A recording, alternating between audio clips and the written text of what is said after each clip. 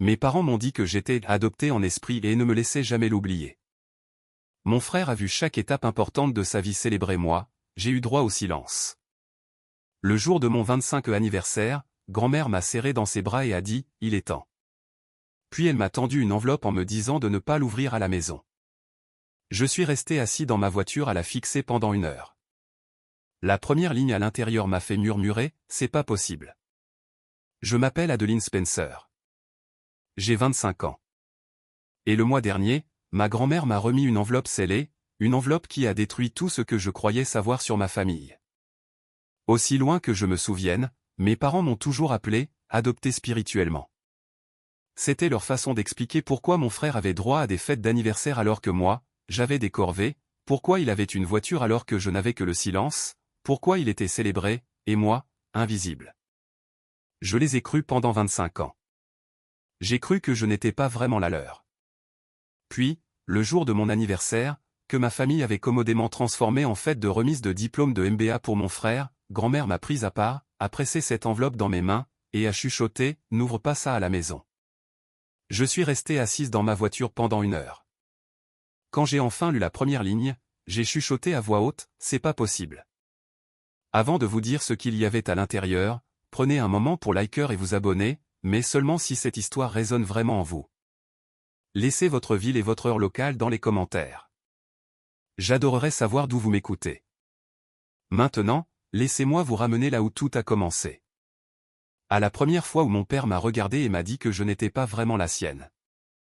J'ai grandi dans une maison de style colonial, dans la banlieue du Connecticut.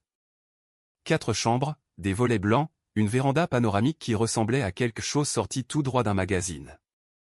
Ma grand-mère, Eleanor, l'avait acheté pour mes parents comme cadeau de mariage. C'était le genre de maison qui murmurait « vieille fortune », même si, nous-mêmes, nous n'en avions pas beaucoup. Il y a un portrait de famille accroché dans le salon. J'y suis, techniquement, mais si vous regardez de plus près, vous remarquerez que je me tiens au bord du cadre, un demi-pas derrière tout le monde, comme une pensée après coup, comme quelqu'un que le photographe a presque oublié d'inclure. La première fois que j'ai entendu l'expression « adopter spirituellement », j'avais 8 ans. C'était un mardi.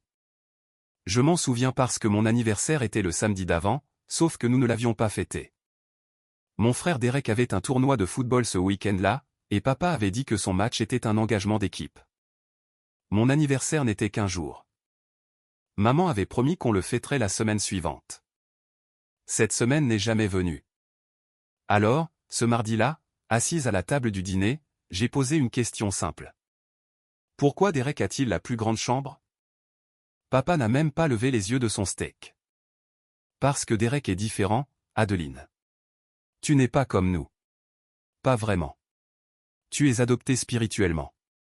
Nous avons choisi de te garder, mais cela ne signifie pas que tu as droit aux mêmes choses que ton frère. J'avais 8 ans. Je ne savais pas ce que signifiait « adopter spirituellement ». Je savais juste que ça me faisait mal à la poitrine. Maman s'est penchée et m'a tapoté la main. Ton père t'aime à sa manière, chérie. J'ai appris plus tard que « sa manière » signifiait le silence. Cela signifiait des corvées. Cela signifiait être invisible, bien qu'étant juste sous leurs yeux. Et cela signifiait que, pendant les 17 années suivantes, je croirais que je n'étais pas vraiment la leur. Laissez-moi vous montrer à quoi ressemblait l'adoption spirituelle dans la pratique. Le 16e anniversaire de Derek. Papa lui a acheté une Jeep Wrangler rouge cerise. Ils ont organisé une fête pour 50 personnes dans le jardin, avec un DJ et un gâteau à 3 étages venant de la boulangerie chic du centre-ville. Mon 16e anniversaire, un dîner en famille à la maison. Un gâteau industriel de chez Costco avec mon nom mal orthographié, Adeline, parce que maman était pressée. Papa avait oublié qu'il avait un dîner de travail et n'est pas rentré à temps. J'ai soufflé les bougies seul, pendant que maman faisait défiler son téléphone. Quand Derek est parti pour l'université, mes 2 parents ont pris l'avion pour l'aider à s'installer dans son dortoir. Ils ont loué un camion de déménagement. Ils ont pris 3 jours de congé. Ils ont pleuré à l'aéroport. Quand je suis parti pour l'université, une école où j'avais été admise grâce à une bourse parce qu'ils refusaient de payer, maman m'a tendu un billet de bus et a dit « Tu peux te débrouiller, n'est-ce pas?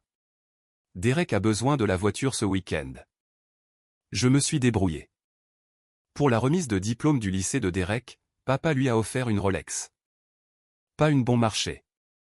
Le genre avec le bracelet en or qui attrape la lumière juste comme il faut. Pour mon fils, a dit papa, la voix chargée de fierté. L'homme de la prochaine génération. Pour ma remise de diplôme, j'ai reçu une carte cadeau Amazon de $50.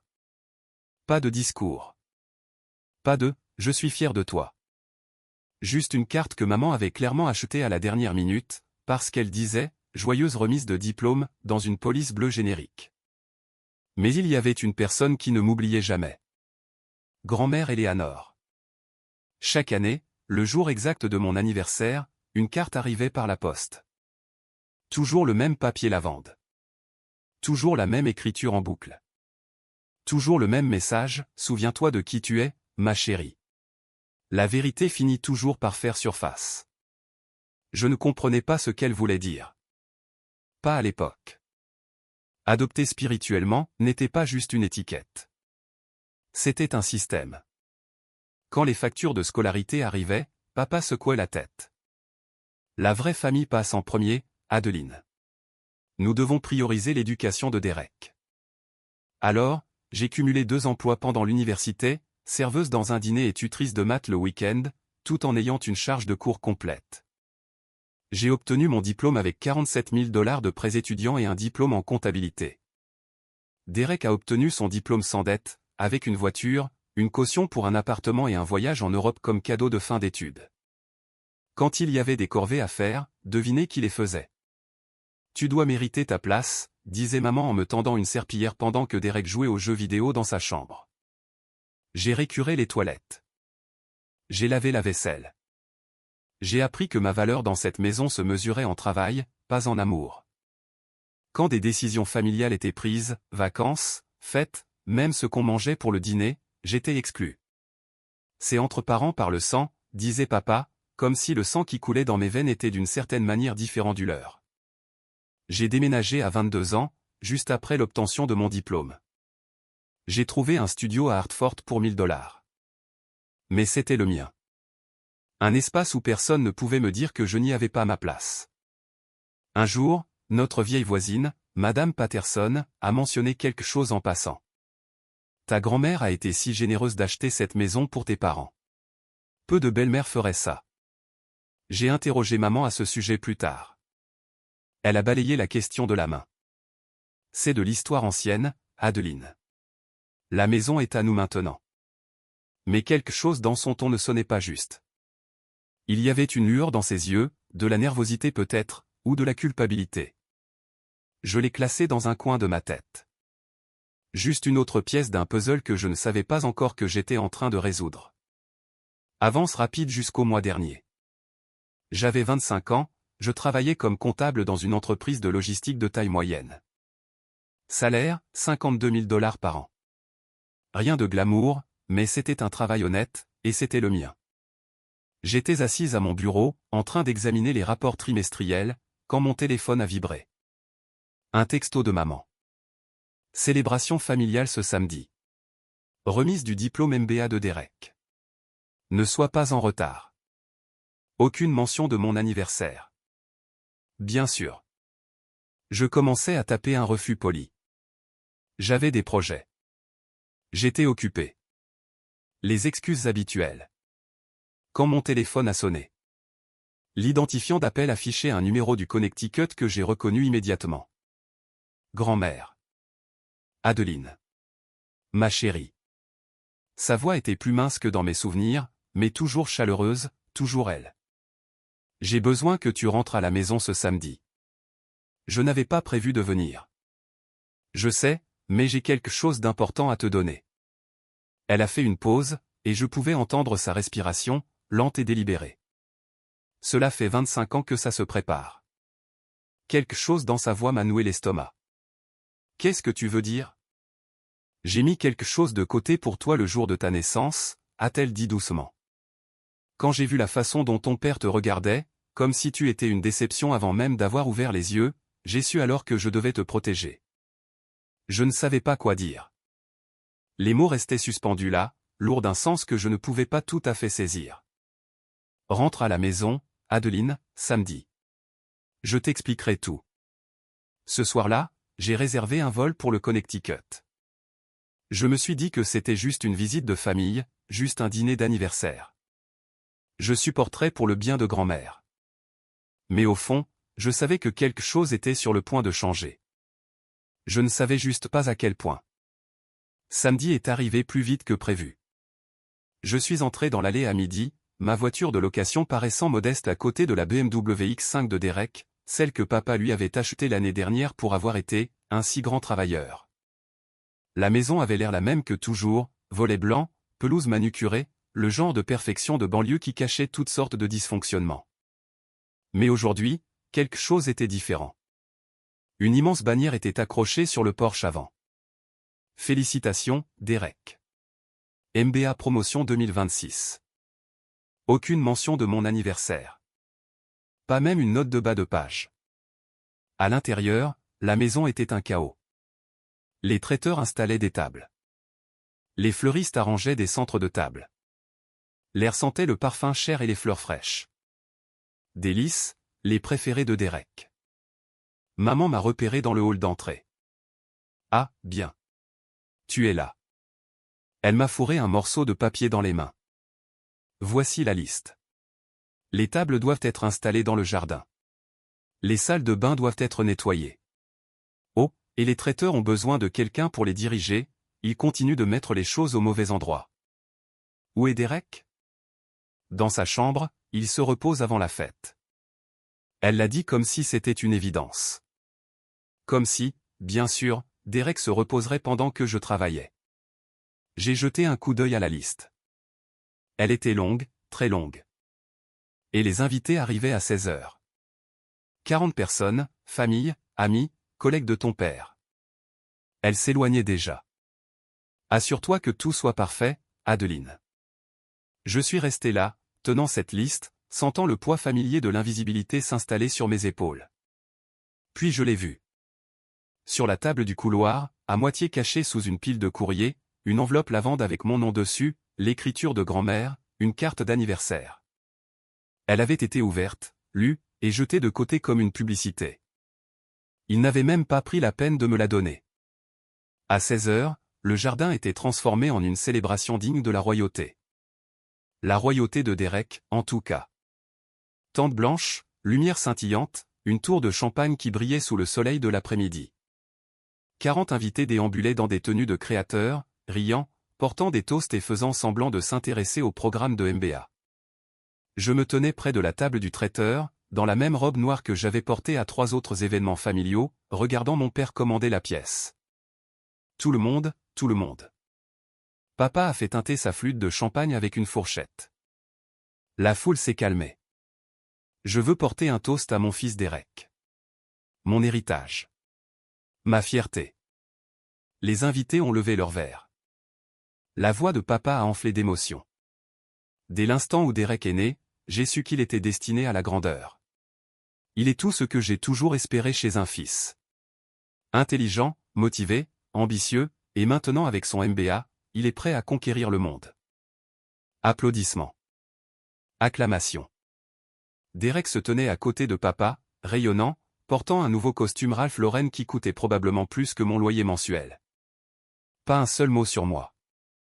Pas même une mention qu'aujourd'hui, c'était mon anniversaire aussi. J'ai essayé de disparaître à l'arrière-plan, mais ma tante Linda m'a repéré. Adeline, ce n'est pas ton anniversaire aujourd'hui, aussi? Sa voix était assez forte pour porter. Papa a ri, un son bref et méprisant. Oh, on ne compte pas vraiment ça. Elle est différente. Les mots m'ont frappé comme une gifle. Le sourire de tante Linda a vacillé. Elle s'est penchée vers l'oncle Robert et a chuchoté quelque chose.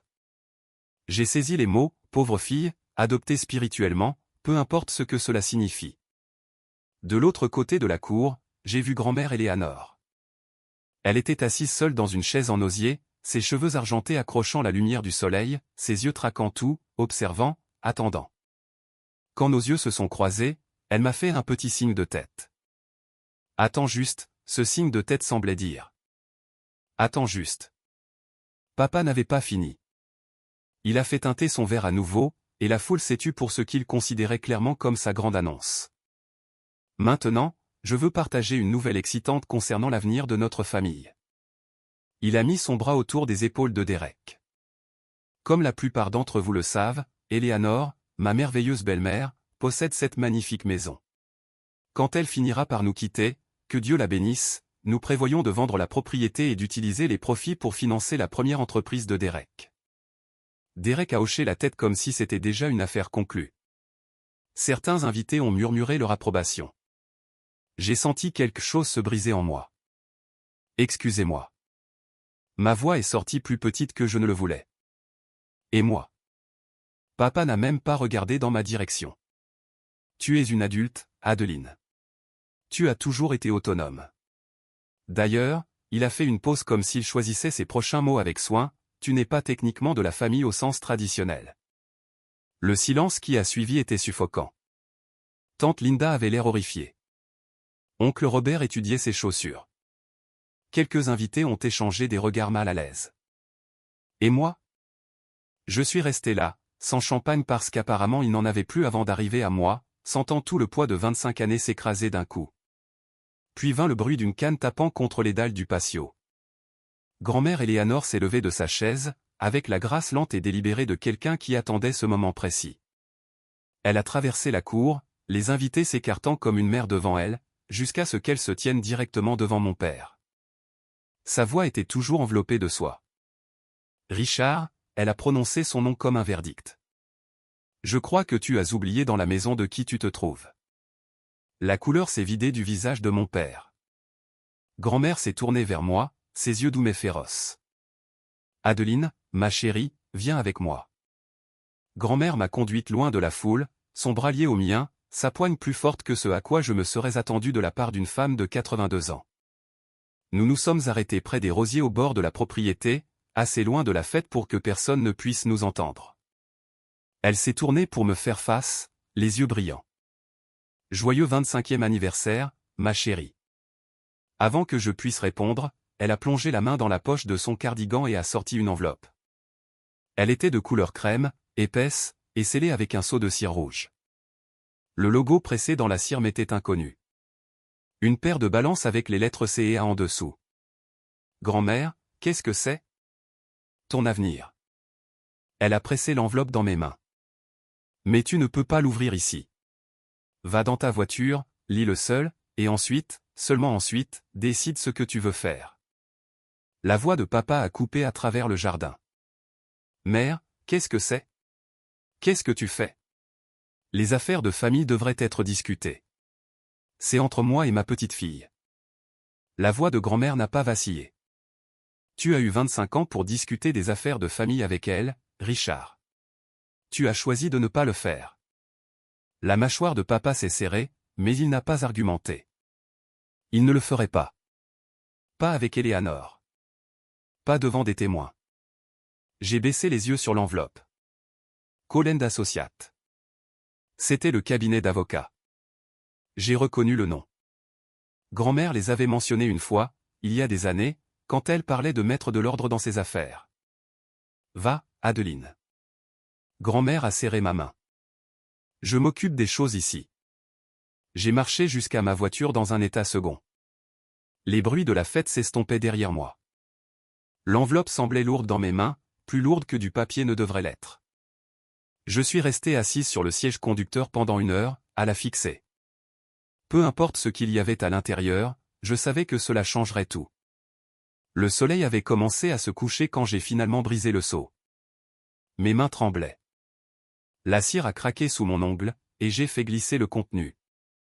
3 documents, chacun plus officiel que le précédent. Le premier était un certificat de naissance, pas une copie, l'original, avec le sceau en relief de l'État du Connecticut et des signatures qui s'étaient légèrement effacées avec l'âge. Le second était un document juridique épais, au moins 15 pages, avec des en-têtes qui disaient « fiducie entre vif irrévocable » et une date de 1999, l'année de ma naissance. Le troisième était une lettre manuscrite sur du papier lavande. Le papier à lettres de grand-mère, son écriture en boucle. J'ai commencé par la lettre. Ma très chère Adeline, commençait-elle. Tu n'es pas adoptée spirituellement.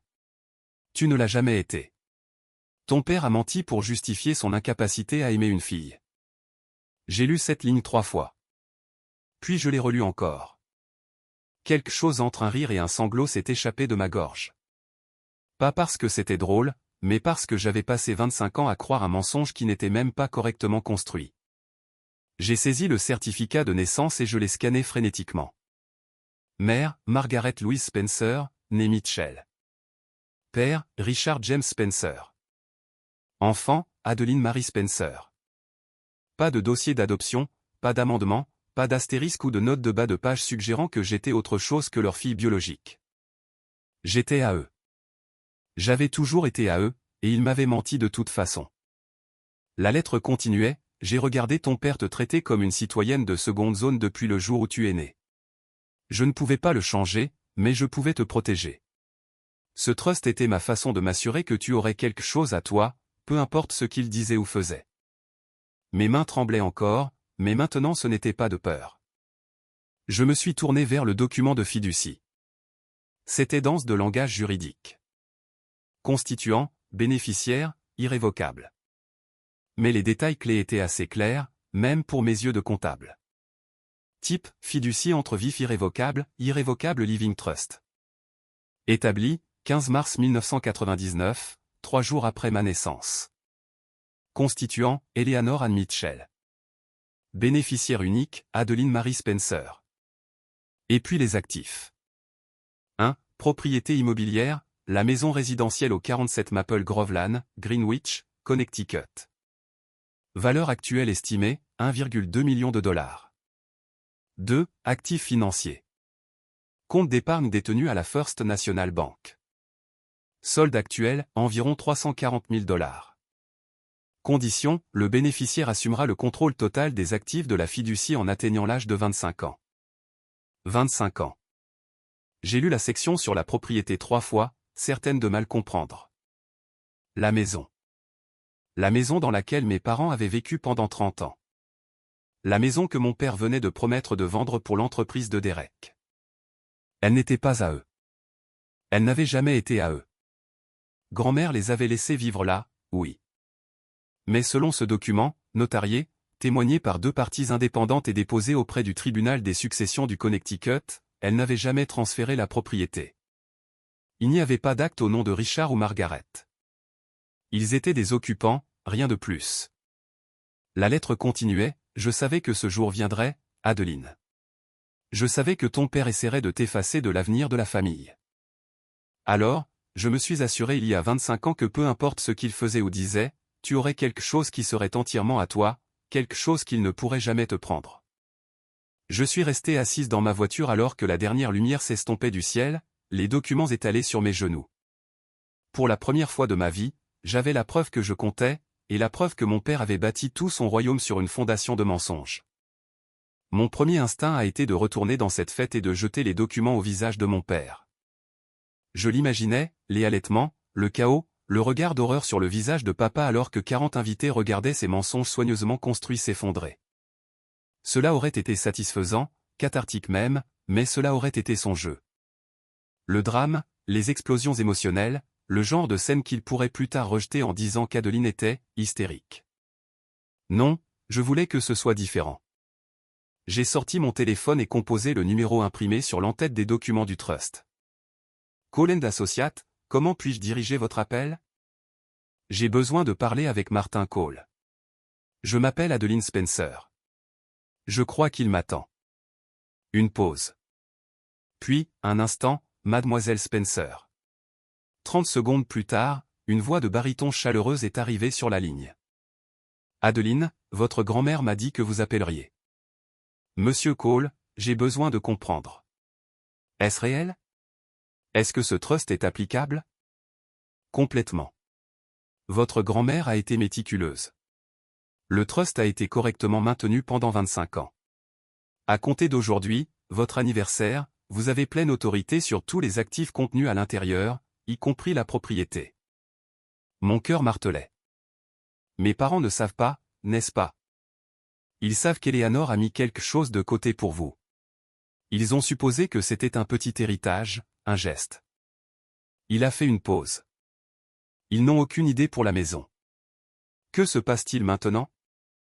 Votre grand-mère a demandé une lecture formelle de ses documents successoraux samedi prochain. J'ai déjà envoyé des invitations à vos parents et à votre frère. Sa voix s'est adoucie. Elle voulait que la vérité éclate correctement, Adeline. Dans un cadre où il ne peut y avoir aucun déni. Une semaine. Je pouvais attendre une semaine. Monsieur Cole? Oui. Dites à ma grand-mère. Dites-lui que je comprends maintenant. Et remerciez-la pour moi. Elle le sait, mademoiselle Spencer. Elle l'a toujours su. Si vous êtes toujours là, je veux vous demander quelque chose. Avez-vous déjà découvert une vérité qui a changé tout ce que vous pensiez savoir sur vous-même?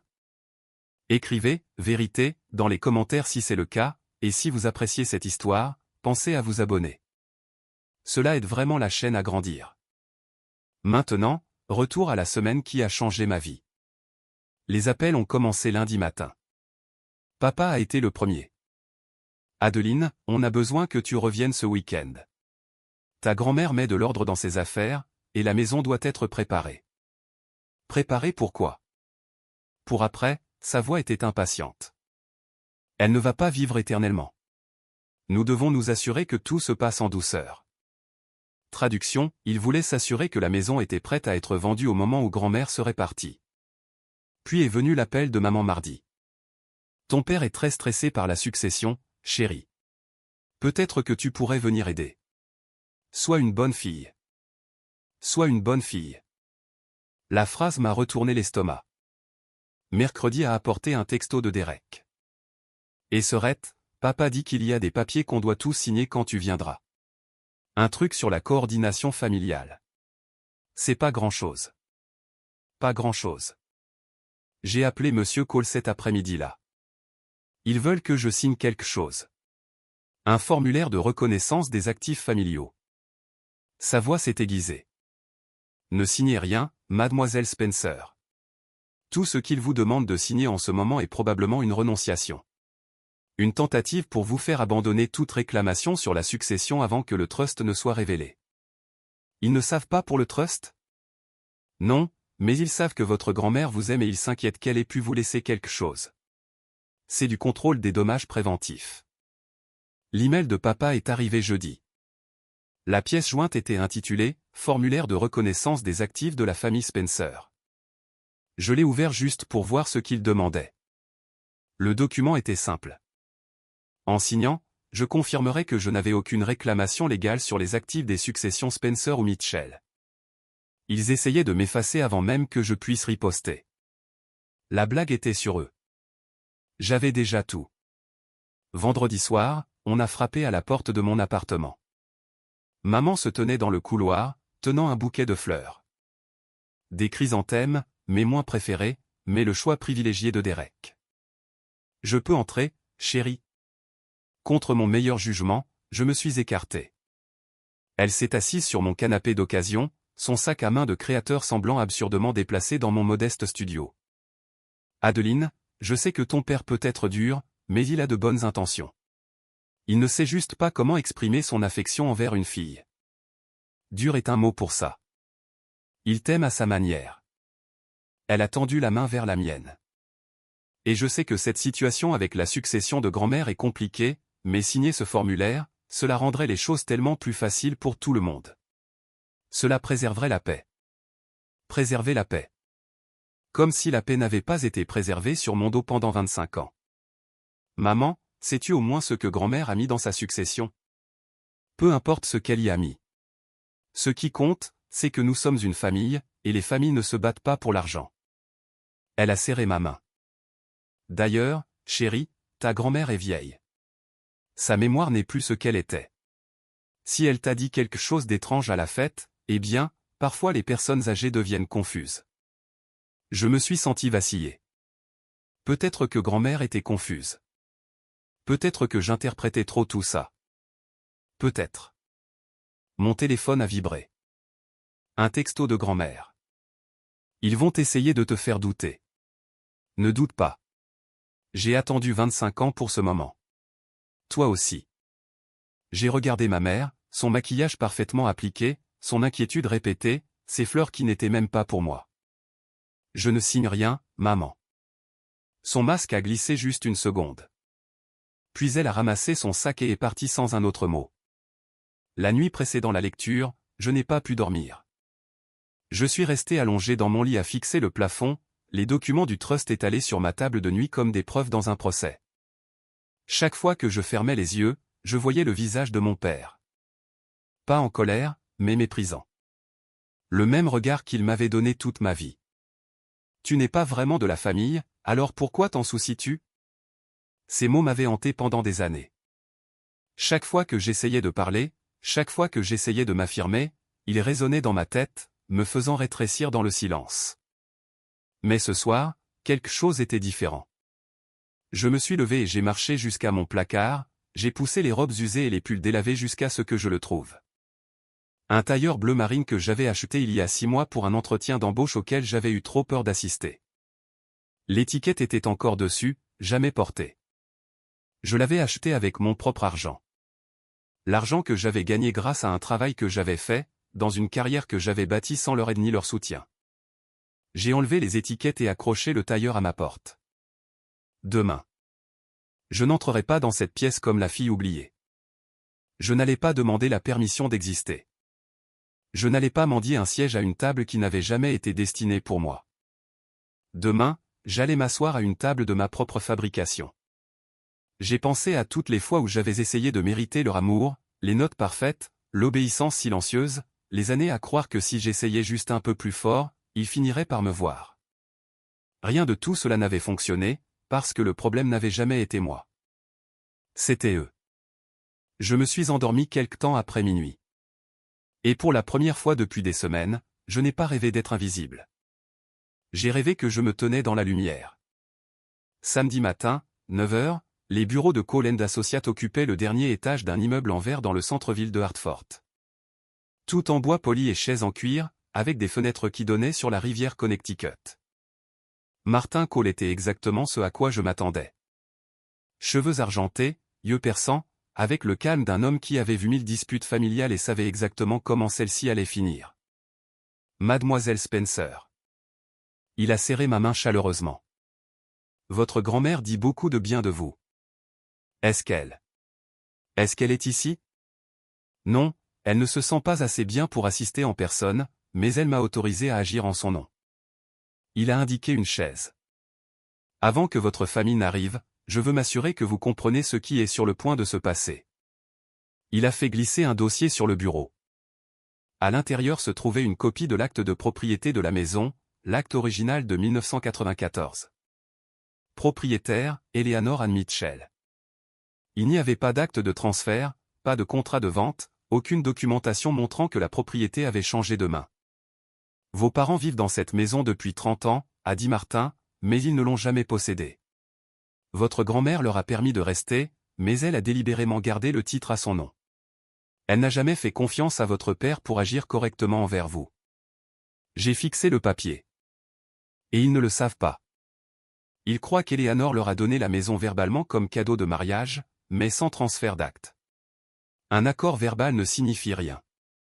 Il a croisé les mains. Légalement, ce sont des locataires. Des locataires sans bail. La salle de conférence m'a soudain semblé plus petite. Mademoiselle Spencer, a dit Martin doucement. Vous n'avez pas besoin de dire quoi que ce soit de dramatique aujourd'hui. Les documents parleront d'eux-mêmes. J'ai hoché la tête. Dehors, j'ai entendu l'ascenseur tinter. Ils étaient là. Mon père est entré dans la salle de conférence comme s'il possédait l'endroit. Il portait son meilleur costume gris charbon. Tom Ford, si je devais deviner, avec une cravate en soie et des Richelieu cirés. Maman le suivait dans une robe couleur crème, ses perles parfaitement alignées. Derek fermait la marche, décontracté en pantalon kaki et blazer, ayant déjà l'air ennuyé. Aucun d'eux ne m'a salué. Martin. Papa a tendu la main à l'avocat avec une chaleur étudiée. Content de vous voir. Finissons avec cette formalité, voulez-vous? Nous savons tous comment Eleanor voulait que les choses soient gérées. L'expression de Martin est restée neutre. Veuillez vous asseoir. Ils se sont arrangés autour de la table, papa en bout de table, naturellement, avec maman et Derek le flanquant comme des serviteurs autour d'un trône. Je me suis assise en face d'eux, mon dossier posé sur mes genoux, là où ils ne pouvaient pas le voir. Maman m'a offert un sourire mince. Je suis contente que tu sois là, Adeline. La famille devrait être réunie dans des moments comme celui-ci. Papa regardait déjà sa montre. Une Rolex, le même modèle qu'il avait donné à Derek il y a des années. Le tic-tac était le seul son dans la pièce. Alors, a dit papa en se penchant en arrière dans sa chaise. Qu'est-ce qu'on regarde? La maison, les économies, distribution standard, je suppose. Derek a sorti son téléphone. Et, papa. Si on vend la maison ce trimestre, je pourrais avoir l'apport pour le nouvel espace de bureau d'ici. Ne nous emballons pas. Mais papa souriait. Il pensait que c'était une affaire conclue. J'ai regardé Martin. Il m'a regardé. Les documents étaient dans mon dossier. La vérité était sur le point d'éclater. Monsieur Cole, ai-je dit doucement. Je pense que nous devrions commencer. Martin a hoché la tête. Très bien. Procédons à la lecture des documents successoraux d'Eleanor Ann Mitchell. Le sourire de papa s'est élargi. Il n'allait pas durer. Martin a ouvert son propre dossier et a commencé à lire. La succession d'Eleanor Ann Mitchell se compose des actifs suivants. 1. Une propriété résidentielle située au 47 Maple Grove Lane, Greenwich, Connecticut, évaluée à environ 1,2 million de dollars. 2. Un compte d'épargne détenu à la First National Bank. Solde actuel, 340 000 dollars. 3. Divers effets personnels à distribuer selon l'inventaire 6 juin. Papa hochait la tête, faisant les calculs dans sa tête. Je pouvais pratiquement voir les signes dollars dans ses yeux. Cependant, a continué Martin, et quelque chose dans son ton a fait se figer mon père. Ces actifs ne sont pas distribués par ce testament. La pièce est devenue silencieuse. Qu'est-ce que vous voulez dire? Le sourire de papa a vacillé. S'ils ne sont pas dans le testament, alors comment? Ces actifs ont été placés dans une fiducie entre vifs irrévocables en 1999. Le testament reconnaît simplement leur existence et confirme la validité et la continuité de la fiducie. La main de maman a trouvé le bras de papa. Richard, qu'est-ce qu'il dit? Je ne comprends pas. La voix de papa avait un côté tranchant maintenant. Mère m'aurait parlé d'un trust. Ça n'a aucun sens. Derek a levé les yeux de son téléphone pour la première fois. Attends, donc si c'est dans un trust, qui est le bénéficiaire? Martin a enlevé ses lunettes, les a nettoyées lentement, et les a remises sur son nez. C'est une excellente question, monsieur Spencer. Il s'est tourné vers moi. Mademoiselle Spencer, voulez-vous expliquer, ou dois-je le faire? Tous les yeux se sont tournés vers moi. Le visage de papa est devenu pâle. Maman a agrippé ses perles. La bouche de Derek était ouverte. J'ai pensé à toutes les années de silence. Toutes les années où j'ai été effacé. Puis j'ai ouvert mon dossier. Je vais expliquer, ai-je dit. Je pense qu'il est temps. Je me suis levé lentement, le dossier dans mes mains semblant plus léger qu'il n'avait le droit de l'être. La seule bénéficiaire de la fiducie entre vifs irrévocables de grand-mère Eleanor, ai-je dit, c'est moi, Adeline Spencer. Elle a été établie le jour de ma naissance. Pendant un moment, personne n'a bougé. Puis papa a bondi sur ses pieds, sa chaise raclant le sol. C'est impossible. Ma belle-mère ne ferait jamais. Elle ne le ferait pas. Elle l'a fait. J'ai tendu le document de fiducie à Martin, qu'il a inséré dans le projecteur. L'écran sur le mur s'est allumé avec la première page, la date, le langage juridique, et là, en gras incomparable, les mots qui changeaient tout, bénéficiaire unique, Adeline Marie Spencer. Maman a émis un petit bruit d'étouffement. Derek a laissé tomber son téléphone. C'est une erreur. La voix de papa montait. Ça doit être un faux. Adeline ne pourrait pas. Elle n'est même pas vraiment de la famille, en fait. J'ai replongé la main dans mon dossier et sorti le deuxième document. J'ai autre chose à vous montrer. Martin a projeté le certificat de naissance sur l'écran. Mère, Margaret Louise Spencer, née Mitchell. Père, Richard James Spencer. Enfant, Adeline Marie Spencer. Pas d'adoption, pas d'amendement, pas de « spirituel », quoi que ce soit. Pour mémoire, a dit Martin, sa voix mesurée et calme. J'ai vérifié ce certificat de naissance auprès du département de la santé publique du Connecticut. Il n'y a aucun dossier d'adoption, formel ou autre, pour Adeline Spencer. Elle est et a toujours été votre fille biologique. La couleur s'est vidée du visage de mon père. Maman s'est détournée, incapable de croiser mon regard. Et moi? Je me tenais là, dans mon tailleur bleu marine acheté avec l'argent que j'avais gagné, tenant des documents qui prouvaient que tout ce qu'il m'avait jamais dit était un mensonge. Je ne vais pas vous demander pourquoi, ai-je dit doucement. J'ai cessé d'avoir besoin de votre approbation il y a des années. C'est de la fraude. Papa a claqué sa main sur la table. Je ne sais pas ce que tu as fait, Adeline, mais cette manipulation, ça ne va pas passer. Son visage était passé de pâle à cramoisi. Les veines gonflaient sur ses tempes. C'était le père dont je me souvenais de mon enfance. Celui qui utilisait la colère pour contrôler, qui élevait la voix pour mettre fin aux conversations. Mais je n'avais plus 8 ans. Ce n'est pas de la manipulation, papa. C'est de la documentation. J'ai gardé ma voix égale. Notarié, témoigné, déposé auprès du tribunal des successions du Connecticut il y a 25 ans. Avant même que tu ne commences à me dire que je n'étais pas vraiment à toi. Richard. La voix de maman était à peine un murmure. Richard, s'il te plaît. Reste en dehors de ça, Margaret. Il s'est tourné vers moi, le doigt pointé comme une arme. Tu penses que tu es maligne? Tu penses que tu as gagné quelque chose? Cette maison appartient à cette famille. Elle appartient à grand-mère, ai-je dit. Et maintenant, elle m'appartient. Derek a finalement trouvé sa voie. Attends, donc la maison, l'argent que papa m'a promis pour mon entreprise. Rien de tout ça n'est à nous? Ça n'a jamais été à vous pour commencer. La voix de Martin a coupé à travers le chaos. La propriété n'a jamais été transférée à M et Madame Spencer. Il l'occupe à la discrétion d'Eleanor, sans propriété formelle. C'est ridicule, a bafouillé papa.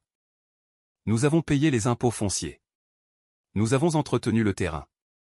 Payer des impôts sur une propriété que vous ne possédez pas ne transfère pas le titre, Monsieur Spencer. Vous avez essentiellement été des locataires. Des locataires sans bail. Le mot « locataire » a atterri comme une bombe.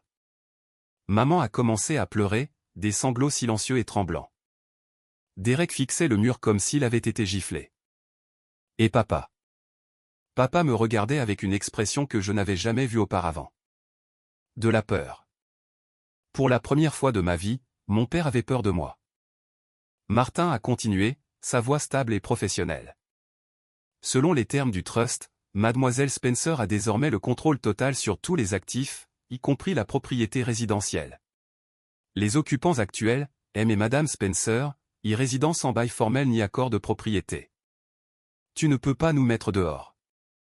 La voix de papa s'est brisée. Nous vivons là depuis 30 ans. Tout ce que nous avons est dans cette maison. En fait, monsieur, Mademoiselle Spencer a le droit légal de faire exactement cela. La propriété n'a jamais été transférée. Vous l'avez occupée à la discrétion d'Eleanor, et maintenant à celle d'Adeline. Derek s'est levé si vite que sa chaise est tombée. C'est dingue. Papa, fais quelque chose. Appelle notre avocat. On peut contester ça. Sur quel motif? Le sourcil de Martin s'est légèrement levé. Le trust est en béton. Eleanor Mitchell a été méticuleuse dans sa planification. Elle a anticipé les contestations.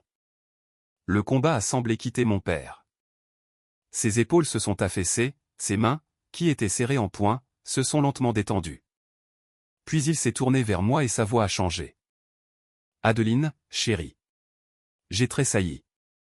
Il ne m'avait jamais appelé « chérie », pas une fois en 25 ans. Je sais que je n'ai pas été le meilleur père. Il a tenté un sourire, mais c'est sorti faux. Trop désespéré, trop affamé. Mais nous sommes une famille. Nous pouvons arranger ça ensemble, en tant que famille. Il était là. Le mot dont il avait passé toute mon enfance à me dire que je ne faisais pas partie. Famille, ai-je répété. Tu as passé 25 ans à me dire que je n'étais pas vraiment de la famille. Papa, tu n'as pas le droit d'utiliser ce mot maintenant. Adeline, s'il te plaît. Maman a tendu la main vers moi, le mascara coulant sur ses joues. Nous pouvons arranger ça. Nous pouvons. Non. J'ai fermé mon dossier. Vous ne pouvez pas. Et pour la première fois de ma vie, je ne me suis pas senti coupable de dire non. J'ai pris une inspiration. La pièce était silencieuse, à part les pleurs silencieux de maman et le faible bourdonnement de la climatisation. Je ne vais pas vous mettre dehors aujourd'hui, ai-je dit. Vous avez 90 jours pour trouver un nouvel endroit où vivre. C'est plus de considération que vous ne m'en avez jamais donné. La mâchoire de papa s'est serrée. 90 jours? Après tout ce qu'on a fait pour toi.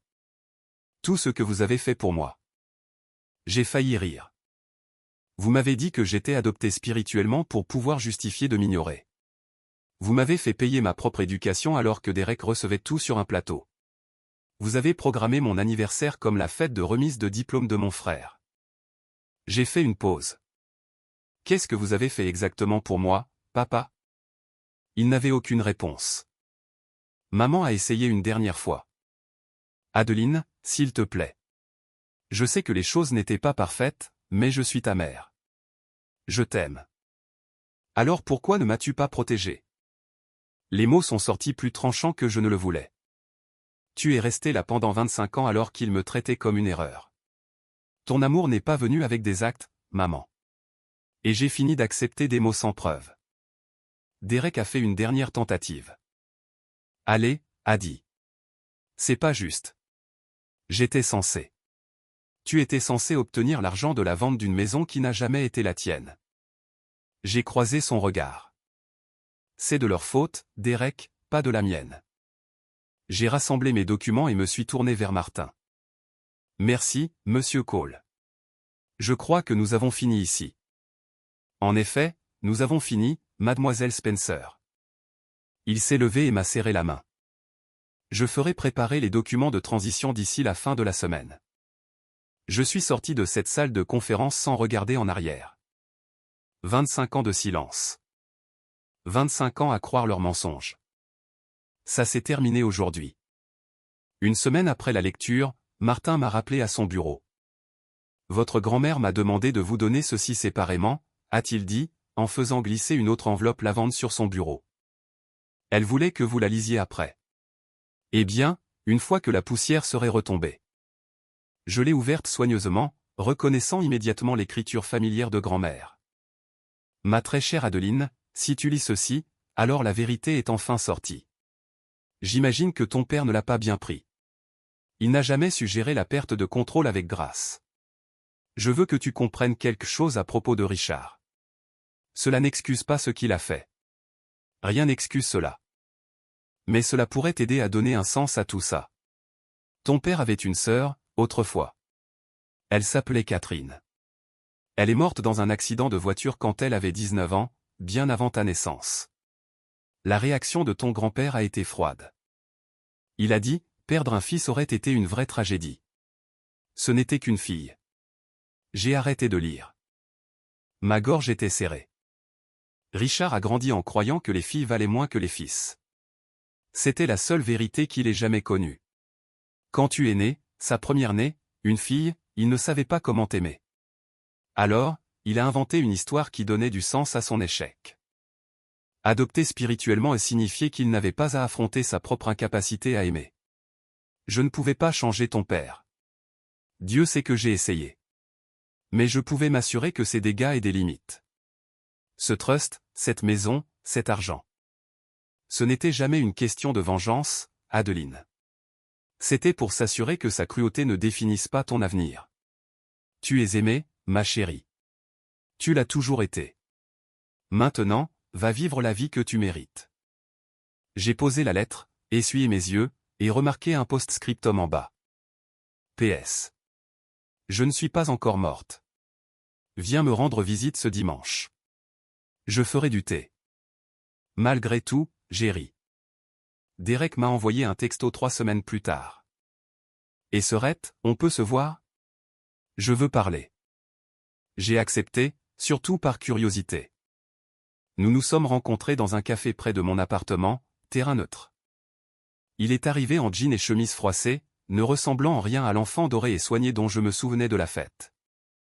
Merci d'être venu. Il a enroulé ses mains autour de sa tasse de café, sans croiser mon regard. Écoute, je voulais dire que je suis désolé pour tout. J'ai attendu. Je ne savais pas, d'accord, pour le truc de l'adoption spirituelle qui était un mensonge. Je veux dire, je savais que papa te traitait différemment, mais je pensais. Il s'est tu. Tu pensais que je le méritais? Non, j'ai juste. Je n'y pensais pas. Je suppose que c'était plus facile de ne pas le faire. Ça, au moins, ça ressemblait à la vérité. De toute façon, il s'est éclairci la gorge. Je pensais que peut-être on pourrait s'arranger. Genre, tu pourrais garder la maison, évidemment, mais peut-être, je ne sais pas, un petit prêt pour l'entreprise. Je te rembourserai. Je le jure. Et c'était là. L'excuse qui n'en était pas une. La réconciliation qui était vraiment une transaction. Derek. J'ai posé ma tasse. Si jamais tu veux sincèrement reconstruire une relation, pas comme un marché, pas comme une transaction, tu sais où me trouver. Mais cela commence par toi reconnaissant ce qui s'est passé. Le reconnaissant vraiment. Pas en demandant de l'argent. Son visage s'est décomposé. Allez, a dit. On est toujours une famille, non? C'est quoi un peu d'aide entre frères et sœurs? Nous sommes des frères et sœurs qui se connaissent à peine parce que ton père t'a appris que je ne comptais pas. Je me suis levé. Quand tu seras prêt à changer ça, vraiment changer ça, appelle-moi. D'ici là, je pense qu'on a fini ici. Je l'ai laissé assis là avec son café froid et ses leçons non apprises. Certaines personnes mettent plus de temps à grandir que d'autres. 90 jours sont passés plus vite que je ne l'espérais. Le 89e jour, un camion de déménagement s'est garé au 47 Maple Grove Lane. Je n'étais pas là. Je n'avais pas besoin d'y être, mais la voisine, Madame Patterson, m'a appelé pour me raconter. Tes parents chargent tout dans des cartons, a-t-elle dit. Ta mère pleure depuis ce matin. Ton père ne parle à personne. Ils ont emménagé dans un appartement de 2 chambres dans le centre-ville de Hartford. Loyer, $1800 par mois. Loin de la maison coloniale de 4 chambres qu'ils avaient appelée maison pendant 3 décennies. Les plans d'affaires de Derek se sont effondrés sans le capital promis. Aux dernières nouvelles, il avait pris un emploi comme vendeur associé chez un concessionnaire automobile. Niveau débutant, basé sur la commission. La BMW a été saisie 2 mois plus tard. Quant à moi, j'ai gardé la maison. J'ai marché à travers les pièces où je m'étais autrefois senti invisible et j'ai décidé de les faire miennes. Nouvelle peinture sur les murs, nouveaux meubles. Le portrait de famille a été décroché. À sa place, j'ai accroché une photo de moi et grand-mère Eleanor, prise le dimanche après la lecture. Toutes les deux riant autour d'un thé. J'ai utilisé une partie des économies du trust pour rembourser mes prêts étudiants. Chaque centime de la dette que j'avais accumulée pendant que Derek avait tout gratuit. Le reste, je l'ai investi soigneusement, comme ma formation de comptable me l'avait appris. La maison, autrefois symbole de tout ce qu'on m'avait refusé, est devenue mon foyer. Un vrai foyer. Un endroit où j'avais ma place parce que je choisissais d'y être. Pas parce que quelqu'un me laissait rester.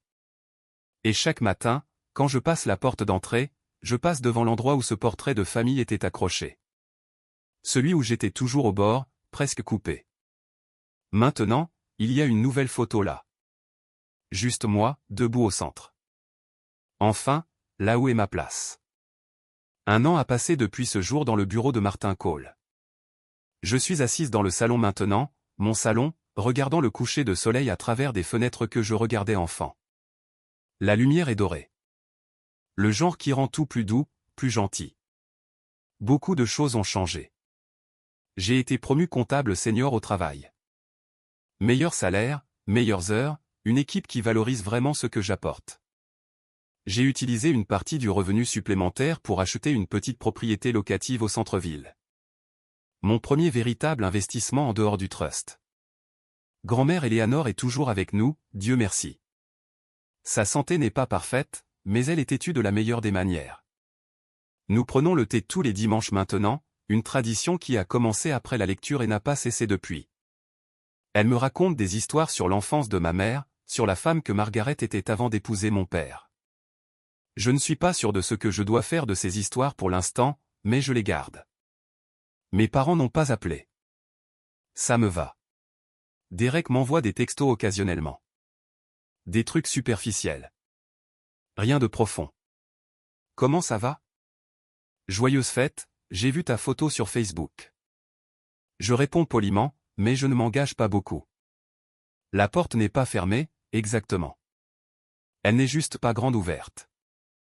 La personne que j'étais il y a un an, celle qui nettoyait les toilettes à sa propre fête d'anniversaire pendant que son frère jouait aux jeux vidéo, me semble être une étrangère maintenant. Pas parce que je suis devenu quelqu'un d'entièrement différent, mais parce que j'ai finalement arrêté de m'excuser d'exister. Je rêvais du jour où mon père me dirait qu'il m'aimait. J'imaginais ce que ça ferait d'entendre ces mots, de savoir que j'étais assez. Je ne rêve plus de ça. Parce que je sais maintenant que j'ai toujours été assez. J'avais juste besoin de le croire moi-même. Alors voilà mon histoire. Mais avant de conclure, je veux être clair sur quelque chose. Ce n'est pas une histoire de vengeance. Je n'ai pas détruit ma famille. Je n'ai pas comploté leur chute ni savouré leur souffrance. J'ai simplement arrêté d'accepter un rôle qui ne m'était jamais destiné, et j'ai réclamé ce qui était légitimement à moi. La différence compte. Si vous écoutez ceci et que vous avez été l'enfant oublié, celui qui a été négligé, sous-estimé, poussé aux marges de sa propre famille, je veux que vous entendiez ceci, vous ne devez aucune loyauté aux gens qui ne vous ont jamais donné de respect. Vous n'avez pas à mériter un amour qui aurait dû être donné librement. Et partir n'est pas un échec. Parfois, c'est la chose la plus courageuse que vous puissiez faire. Je ne vous dis pas de couper les ponts avec votre famille. C'est une décision que vous seul pouvez prendre. Et ce n'est pas une décision à prendre à la légère. Mais je vous dis ceci, les limites ne sont pas des murs. Ce sont des portes que vous contrôlez. Vous décidez qui entre. Vous décidez jusqu'où.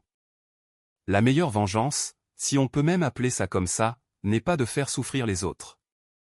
C'est de construire une vie si pleine, si riche, si entièrement vôtre, que leur absence devient une note de bas de page plutôt qu'un gros titre. Vous n'êtes pas ce qu'ils vous ont appelé. Vous n'êtes pas le rôle qu'ils vous ont assigné. Vous n'êtes pas l'espace dans lequel ils ont essayé de vous rétrécir. Vous êtes qui vous décidez d'être. J'ai passé 25 ans à attendre que mon père me voie. 25 ans à essayer de prouver que je méritais un siège à sa table. Maintenant, j'ai ma propre table. Et il y a plein de place pour les gens qui veulent vraiment être là. C'est le seul genre de famille qui vaut la peine d'être eu. Avant de partir, laissez-moi vous dire où tout le monde en est maintenant. Grand-mère Eleanor va mieux que ses médecins ne l'espéraient. Elle a emménagé dans une résidence assistée près de chez moi, pas parce qu'elle le devait, mais parce qu'elle le voulait. J'ai utilisé une partie du fonds fiduciaire pour m'assurer qu'elle ait les meilleurs soins disponibles. Nous prenons toujours le thé chaque dimanche. La semaine dernière, elle m'a encore battu au Scrabble. Papa a pris un emploi de consultant à temps partiel parce que le loyer de leur nouvel appartement n'était pas soutenable avec les seules économies de retraite. L'homme qui parlait d'héritage et de legs travaille maintenant les week-ends pour joindre les deux bouts. Je ne me sens pas heureuse à ce sujet, exactement, mais je ne me sens pas désolée non plus. Maman a fait quelque chose d'inattendu. 6 mois après le déménagement, elle a demandé le divorce. Elle m'a envoyé une lettre, manuscrite sur du papier blanc ordinaire au lieu de son papier à en-tête habituel. Elle disait « Je suis désolée de ne pas t'avoir protégée. J'aurais dû être plus courageuse. » Je n'ai pas encore répondu, mais j'ai gardé la lettre. Peut-être un jour. Derek est toujours en train de chercher sa voie. Il est en thérapie, apparemment. Son idée, pas celle de quelqu'un d'autre. Il m'a envoyé une carte d'anniversaire cette année, une vraie, avec mon nom correctement orthographié et un message qui semblait réellement sincère. J'essaie de comprendre. J'espère que tu me donneras la chance de prouver que je peux faire mieux. Je n'ai pas encore décidé quoi faire de ça, mais j'y réfléchis. Et moi? Je suis assise dans ma maison, buvant du thé dans le service en porcelaine préféré de ma grand-mère, écrivant cette histoire pour vous. La carte de la fête des mères de maman est toujours sur ma table, non ouverte. Le pardon n'est pas un interrupteur qu'on bascule. C'est une porte qu'on pourrait ouvrir un jour. Je ne suis juste pas encore prête. Et c'est d'accord. Une thérapeute m'a expliqué un jour pourquoi mon père se comportait ainsi.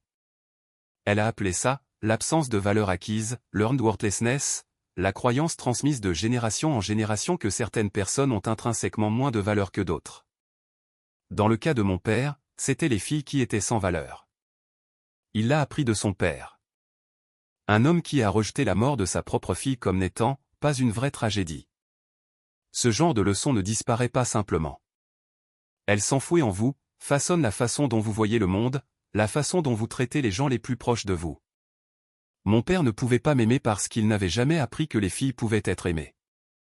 Le mensonge sur l'adoption spirituelle n'était pas juste de la cruauté. C'était un bouclier, une façon de se protéger de la culpabilité d'avoir échoué envers quelqu'un dont il était censé prendre soin. Est-ce que cela excuse ce qu'il a fait?